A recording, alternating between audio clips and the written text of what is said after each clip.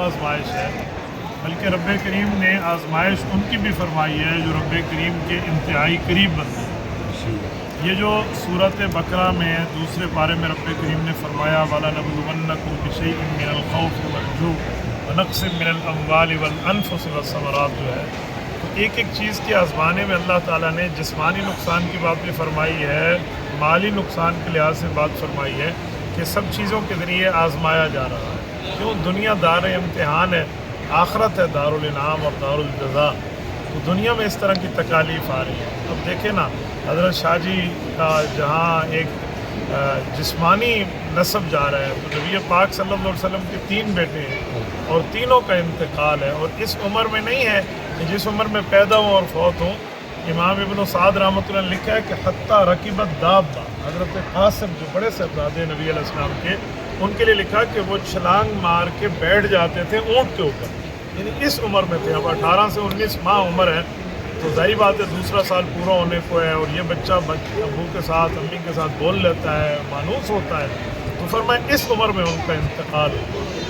تو نبی پاک صلی اللہ علیہ وسلم پر کیا گزری ہوگی؟ یعنی حضور اقدس صلی اللہ علیہ وسلم کو اللہ نے پھر دوسرا بیٹا دیا جن کے 5 نام آتے ہیں، طیب بھی، طاہر بھی، مطیب بھی، مطہر بھی، اور عبداللہ نام۔ یہ پاکیزگی کے نام اس لیے ملے کہ اعلان نبوت کے بعد ہے، یعنی اماں فاطمہ کے بعد بیٹا ہے یہ۔ پھر اس کو نبی علیہ السلام نے اسی قبیلے میں بھیجا، بنو سعد میں، جہاں حضور علیہ السلام اماں حلیمہ کے ہاں رہے، تو ان کا انتقال وہاں ہے، ان کی قبر وہیں ہے۔ تو اندازہ لگائیں کہ نبی علیہ السلام کے غم کا عالم کیا ہوگا کہ نہ جا سکے، نہ کوئی دیدار کر سکے، تو اس غم کو برداشت کریں۔ پھر تیسرا بیٹا اللہ نے ابراہیم عطا فرمایا، جس میں تو نبوت کے الفاظ ہیں، اگر ہم آج بھی اس کو پڑھیں تو ہمارے رونگٹے کھڑے ہو جائیں کہ حوالی میں حضرت ابراہیم ہے، حضور علیہ السلام کی سب سے چھوٹے صاحبزادے ہیں، سب سے چھوٹے بچے ہیں، اور وہ اس وقت ان کی سانس اکھڑ رہی ہے اور نبی علیہ السلام پہنچے ہیں، تو اس کو اٹھا کر گود میں لیا، اور گود میں رکھنے پہ فرماتے ہیں وَعَيْنَاهُ صلی اللہ علیہ وسلم تذرفان، کہ نبی علیہ السلام کی آنکھوں سے آنسو جاری نہیں تھے، بہہ رہے تھے۔ تذریف کا معنی ہوتا ہے کہ پانی ایسے رکھے اور خود چل پڑے، یعنی اتنا ہو، تو رسول اللہ علیہ وسلم کے آنسو بہہ رہے ہیں اور اس کی سانس اکھڑی ہوئی ہے، اور اسی موقع پہ اس نے آخری سانس لیا، وہ فوت ہو گیا۔ تو نبی علیہ السلام نے جو وہاں لفظ فرمائے نا، وہ لفظ ہیں کہ وَإِنَّا بِفِرَاقِكَ يَا إِبْرَاهِيمُ لَمَحْزُونُونَ، ابراہیم تیری جدائی نے تیرے ابا کو غمگین کر دیا ہے، لیکن اس موقع پر بھی میں وہ لفظ نہیں کہوں گا جس سے میرا اللہ ناراض ہے۔ اس موقع پر بھی اللہ رب العزت نے فرمایا کہ میں وہ لفظ نہیں کہوں گا جس سے میرا اللہ ناراض ہو جائے، بس میں وہی کہوں گا کہ جو ہے نا کیا کہتے ہیں جس سے اللہ راضی ہو۔ اور پھر فرمایا وَالْعَيْنُ تَدْمَعُ، آنکھ کا کام ہے کہ وہ آنسو بہائے گی، وَالْقَلْبُ يَحْزَنُ، اور دل کا کام ہے کہ وہ دکھی ہوگا۔ تو یہ رسول اللہ صلی اللہ علیہ وسلم کی آخری اولاد ہے، اور پھر اس کے لیے فرمایا کہ یہ اس عمر میں فوت ہوئے ہیں کہ ابھی 2 سال پورے نہیں تھے، تو نبی علیہ السلام کو تسلی دی گئی کہ ان لہو مرضعن فی الجنہ، جنت میں اللہ تعالیٰ نے اس کے لیے دودھ پلانے والی کو بندوبست کیا ہے۔ اب یہ ساری تکلیفیں کیوں ہیں؟ علماء نے اس کی کئی وجہ لکھی ہیں۔ ایک وجہ یہ ہے کہ رسول اللہ صلی اللہ علیہ وسلم کا کوئی بیٹا دنیا میں رہ جاتا تو نبی کا مقام یہ تھا کہ اسے بھی نبوت کا تاج ملتا، اور ہمارے نبی پاک صلی اللہ علیہ وسلم ختم نبوت والے ہیں، تو اس وجہ سے رب کریم نے ان کے بیٹوں کو اٹھا لیا۔ اب دیکھیں عقیدہ ختم نبوت پہ حضور کی قربانی کتنی ہے، کہ اپنی اولاد کی قربانی دے دی، پر عقیدہ ختم نبوت عملی بھی، قولی بھی، اور ہر طرح سے سمجھا دیا۔ تو میں ابھی راستے میں سوچ رہا تھا کہ حضرت شاہ جی کو اللہ پاک بڑے شاہ جی کو غریق رحمت فرمائے، میں ان کے وقت یہاں حاضر ہوا، اور آج پھر ایک غم کی اس موقع پر، اور جب ان کے صاحبزادہ، اب آپ مجھے بتائیں، میں اب غم کو تازہ نہیں کرنا چاہ رہا، لیکن میرے سینے میں ایک والد والا دل ہے، تو میں ایک جملہ کہتا ہوں کہ کیا کیفیت ہوگی ان کی کہ جس کے لیے آپ مجھے بتائیں کہ وہ بات ہی نہ ہو سکی اور پھر وہ دنیا سے رخصت ہو جائے۔ بہرحال حدیث پاک ہے کہ اشد الناس بلاء الانبیاء ثم الامثل فالامثل، کہ سب سے بڑی آزمائش انبیاء پہ، پھر فرداً فرد۔ تو اللہ رب العزت ان کو صبر عطا فرمائے، حوصلہ عطا فرمائے، تسلی عطا فرمائے، اور رب کریم ان کے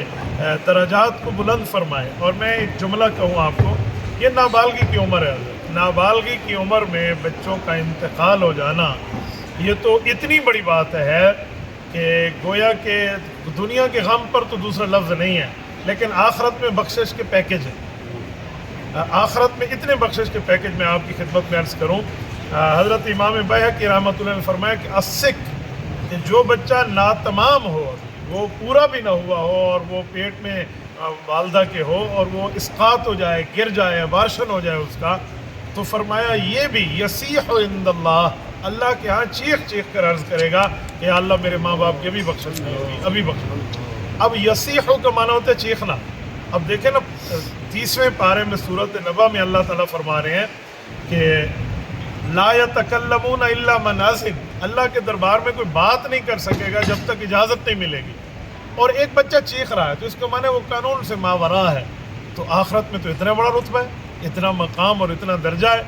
حضرت اماں جان عائشہ رضی اللہ عنہ کی اولاد نہیں تھی،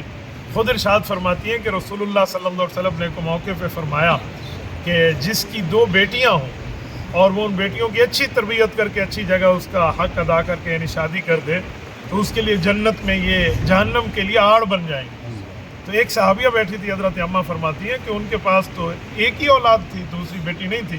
تو انہوں نے کہا یا رسول اللہ جس کے پاس ایک ہو، تو حضور نے فرمایا اس ایک کو بھی اللہ رب العزت جنت کے لیے حق اور جہنم سے آڑ بنا دیں گے۔ تو اماں عائشہ کونے میں بیٹھی ہیں، پردے میں ہیں، گھر میں ہیں، اور وہیں سے عرض کیا کہ یا رسول اللہ جس کی کوئی اولاد نہ ہو، تو حضور علیہ السلام آواز پہچان گئے،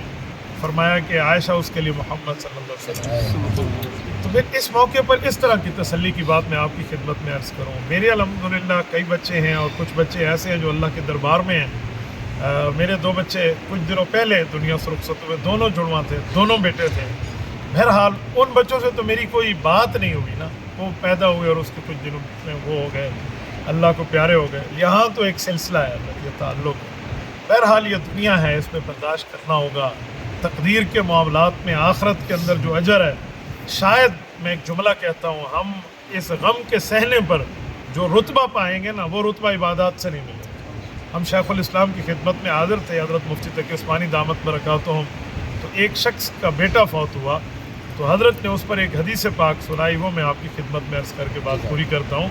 حضرت فرمانے لگے کہ کچھ دعائیں آپ نے مانگی ہیں، ان کے والد سے کہا کہ جو دعاؤں کی قبولیت آپ کو یہاں نظر نہ آ رہی ہو دنیا میں، تو انہوں نے کہا حضرت ایسا کون بندہ ہو سکتا ہے جس نے ایسی دعائیں نہ مانگی ہوں اور قبولیت کی اثرات بھی نظر نہ آ رہے ہو؟